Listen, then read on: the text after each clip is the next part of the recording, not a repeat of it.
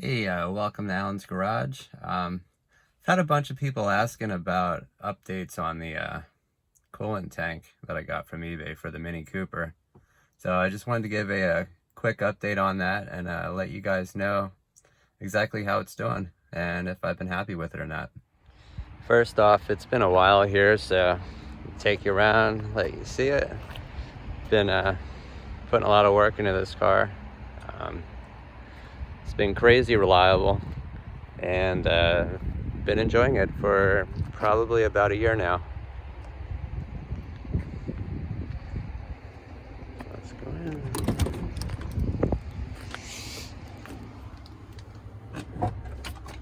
Pull the hood. This thing has been absolutely lovely to drive. So here's that coolant tank that I purchased from eBay. It's been great. It's been fine. No issues with the build of it or anything. The only thing that kind of stinks with it is this nipple here. I don't even know why it's there. It makes no sense.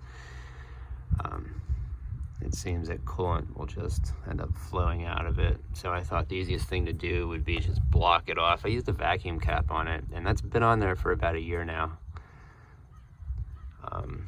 It's been doing fine, but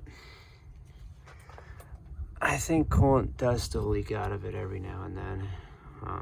The only thing I could say is find a way to completely block that off, or see if you can find a tank without that there. Other than that, I've been really happy with it. And for the price, if I had to make the purchase again, I would definitely go for that. It is really nice. I hope that I've answered any questions that you guys may have about this coolant tank. If there's anything else you guys need to know, please feel free to ask me, and I'll see if I can make another video or get back to you on this. Thanks.